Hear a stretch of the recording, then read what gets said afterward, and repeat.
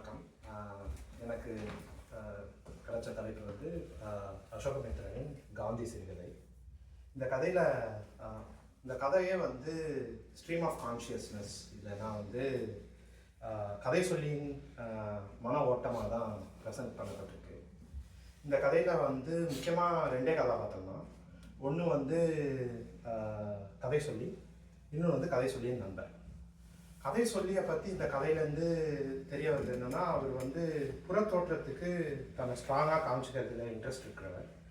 ஏன்னா வந்து அவர் வந்து 10 கப் காஃபி ஆனால் ஒன்று சக்கரை இல்லாமல் அப்படின்னு ஆர்டர் பண்ணும்போது எல்லாரும் அப்படி பார்க்கறத அவர் ரசிக்கிற மாதிரி இருக்குது. அடுத்து வந்து உண்மை கசப்பானதுன்னு ரொம்ப சரளமாக பேச்சுவாக்கில் சொல்கிறவர் அப்படின்னு இருக்குது. அதே சமயம் இன்வர்டாக கொஞ்சம் சென்சிட்டிவானவர் தான். ஏன்னா வந்து அவரோட இப்போது ஜஸ்ட்டு 3-4 மாதம் முன்னாடி இன்ட்ரடியூஸ் ஆன ஒரு நண்பர் அவரை பற்றி அவரோட சூழலில் தப்பாக ரூமர்ஸ்லாம் ஸ்ப்ரெட் பண்ணுறது அவரை வந்து பாதிக்கும். அடுத்த கதாபாத்திரம் அவரோட நண்பரை பற்றி ஆக்சுவலாக உண்மையாக நமக்கு எதுவும் தெரிய வருதில்லை. ஏன்னா வந்து கதை சொல்லி மூலியமாக தான் தெரிய வருது. அதாவது கொஞ்சம் மனமுதிர்ச்சி வாசிப்பு முதிர்ச்சி இருக்கிறவங்க அவங்க வந்து அவங்களுக்கு எதிர்த்தரப்பை விட ஆர்டிகுலேட்டாக முன்வைப்பாங்க அப்படின்னு நான் நினைக்கிறேன். ஸோ அந்த நண்பரோட வர கான்வர்சேஷன்ஸ்லாம் வந்து நண்பர் வந்து ஒரு காந்தி எதிர்ப்பாளர், அதுவும் வந்து ஒரு என்ன சொல்கிறது மரபான லெஃப்டிஸ்ட் காந்தி எதிர்ப்பாளர் அப்படிங்கிற மாதிரி இருக்குது. ஆனால் நண்பர் வந்து அந்த எதிர்ப்பெல்லாம் முன் வச்சாரா இல்லை இவரே ஆர்டிகுலேட்டாக இருக்கிறதுனால அவர் நண்பர்கிட்ட சொல்கிறத வச்சு இவர் இன்னும் அதை தனக்கே வந்து அது முன்வைக்கும் போது அவ்வளோ ஆர்டிகுலேட்டாக முன் வச்சுக்கிறாரான்னு ஒரு கேள்வி இருக்குது. பட் ஜென்ரலாக நண்பரை பற்றி நம்ம கிடைக்கிற சித்திரம் என்னென்னா, காந்தி எதிர்ப்பாளர், அப்புறம் லெஃப்டிஸ்ட் மரபார்ந்த காந்தி எதிர்ப்பாளர், அப்புறம் வந்து இவரை பற்றியும் வெளியில் தப்பாக சொல்லக்கூடியவர். ஸோ ஏன் மரபார்ந்த காந்தி எதிர்ப்புன்னு நான் சொல்கிறேன்னா, நான் பார்க்குற காந்தி எதிர்ப்பில் ஆக்சுவலாக என் பர்சனல் லைஃப்லேயே நான் வந்து ஒரு 10 வயசுக்குள்ளே காந்தி எதிர்ப்பை பார்த்துருக்கேன். ஒரு ரைட்டிஸ்ட் காந்தி எதிர்ப்பு எங்கே திரும்பினாலும் எங்கள் குடும்ப சூழலில் ஸ்கூல் இங்கே எல்லாமே வந்து ஒரு காந்தியை பற்றின எதிர்ப்பு கசப்பு ஆஃப் ரைட் விங் வெரைட்டி பார்க்குறேன். இதை சொல்கிறவங்கெல்லாம் பெருசாக படிச்சுட்டு ஒரு மாதிரி ஒரு தரப்பாலாம் ஒன்றும் சொல்கிறது இல்லை. ஏதோ அவங்க கேட்டதை அப்படியே அடுத்தடுத்த தலைமுறைக்கே வதச்சிட்டே போகிற மாதிரி தான் எனக்கு தோணுது. அதே மாதிரி லெஃப்டிஸ்ட் காந்தி எதிர்ப்பு இருக்குது, அதுதான் இந்த ஃப்ரெண்டு சொல்கிற மாதிரி எனக்கு தோணுது. அப்புறம் வந்து சாரோட உரையாடும் காந்தி இதெல்லாம் பார்த்தீங்கன்னா எனக்கு என்ன தெரியுதுன்னா வந்து ஃபெமினிஸ்ட் காந்தி எதிர்ப்பு ஒன்று இருக்குது. அதாவது எதிர்ப்பு கசப்பு அவதூறுகள் சொல்கிறது ஒரு வெரைட்டி இருக்குது. அப்புறம் வந்து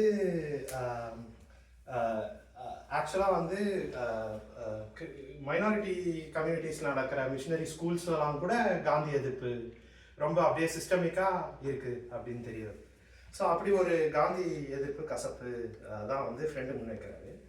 அதில் இந்த கதையில் எனக்கு பட்ட ஒரு இன்ட்ரெஸ்டிங்கான ஐரனியா இல்லை ஒரு கான்ட்ராஸ்ட் என்னென்னா, இவரே வந்து 3 மாதம் முன்னாடி தான் இன்ட்ரடியூஸ் ஆகிறார். இவரை பற்றி ஒரு சர்க்கிளில் ஏதோ சொல்கிறார். ஒரு மனுஷனை பற்றி இன்னொரு மனுஷன் சர்க்கிளில் நம்புற மாதிரி போய் சொல்லணும்னா ஒன்றும் பெருசாக சொல்லிட முடியாது. இப்போ என்னை பற்றி உங்ககிட்ட வந்து சொல்கிறாருன்னா வந்து ஒரு மொத்த இந்துத்துவாவோட மொத்த முகமே சத்யாதான் அப்படிலாம் சொன்னால் நீங்கள் நம்ப மாட்டீங்க. அப்புறம் வந்து ஒரு மாதிரி இந்த இவ்வளோ ரத்த கலதிக்கு சத்யாதான் காரணம்னா நீங்கள் நம்ப மாட்டீங்க. ஸோ உங்ககிட்ட சொல்லும்போது என்ன சொல்லுவாங்க, ஏதாவது இப்படி போனாரு வந்தார், இந்த காசு கொடுத்தா திருப்பி தர மாட்டேன், இந்த மாதிரி ஏதாவது ரொம்ப சின்ன பேசிக்கான பொய்களை தான் ஒரு தனி மனிதரை பற்றி இன்னொருத்தட்ட சொல்ல முடியும். அப்படி சொல்கிறதே இவரை பாதிக்குது. அது என்ன மாதிரி சாதாரண நான் வந்து அப்படியே கதை சொல்லியோட அருகாமையில் என்னையும் உணர்றேன், என்னையும் பாதிக்கும். இதே கான்ட்ராஸ்ட் பார்த்தீங்கன்னா, காந்தியை பற்றி எல்லா தரப்பும் எல்லா நேரமும் எப்போ பாரு ஏதாவது ஒரு கசப்பையும் வெறுப்பையும் உழுந்துக்கிட்டே தான் இருக்காங்க. அது ஒரு ஒரு ஒரு தேசமே சேர்ந்து எல்லா தரப்புலேருந்தும், அதாவது இந்துத்துவ கேட்டிங்கன்னா வந்து மொத்தமாக வந்து பாகிஸ்தான் முஸ்லீம்ஸ் சப்போர்ட்டே காந்தி தான் அப்படின்னு சொல்கிறாங்க. அப்புறம் வந்து இதே வந்து அவங்க கேட்டிங்கன்னா இந்துத்துவாவின் மொத்த உருவமே காந்தி தான் அப்படின்னு சொல்கிறாங்க. ஃபெமினிஸ்ட்டை கேட்டிங்கன்னா என்ன ஆண்களின் ஆணாதிக்கத்தின் உருவமே காந்தி தான் அப்படின்னு சொல்கிறாங்க.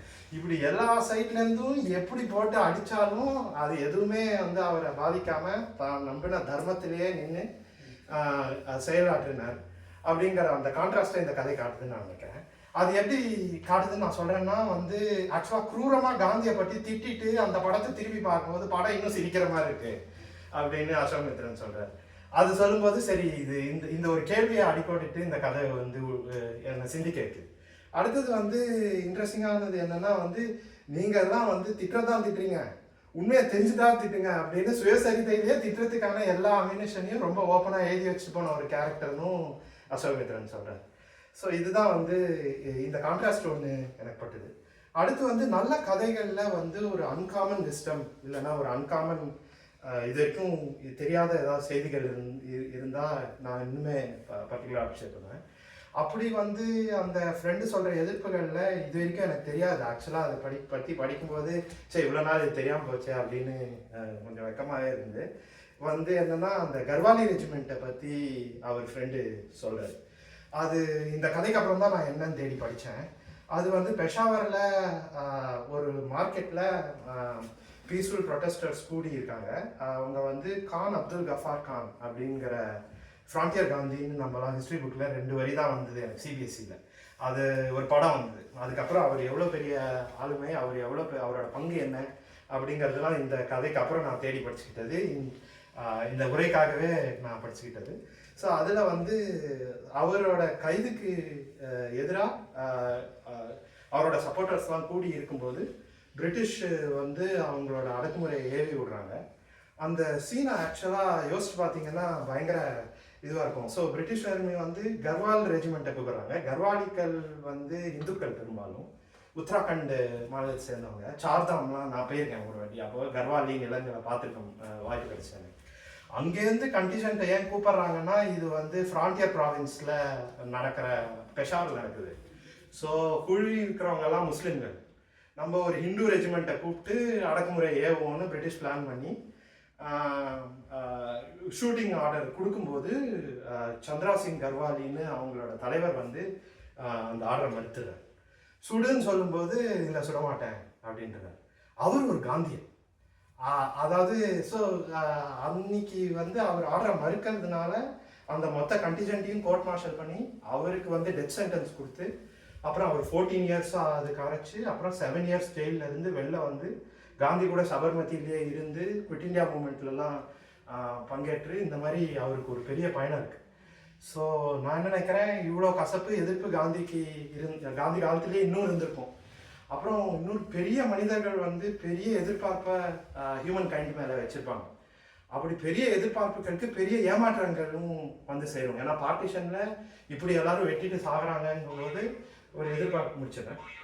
எதிர்பார்ப்பு வைக்கும்போது அந்த ஏமாற்றங்களும் அவர் வந்து சேரும்.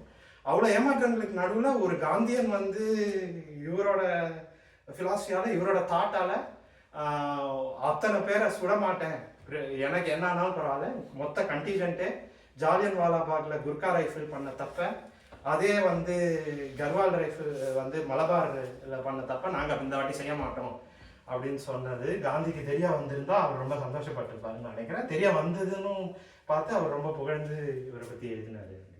அப்புறம் சும்மா ஃபைனலாக வந்து அதான் இந்த கான்ட்ராஸ்டில் இருந்த ஐரணி, அப்புறம் இந்த பெஷாவர் மேசக்கரை பற்றி எனக்கு கிடைச்ச அன்காமன் விஸ்டம், இது 2 பற்றி தான் என்னை பகிர்ந்து நினைக்கிறேன். வாய்ப்புக்கு ரொம்ப நன்றி. தேங்க்யூ.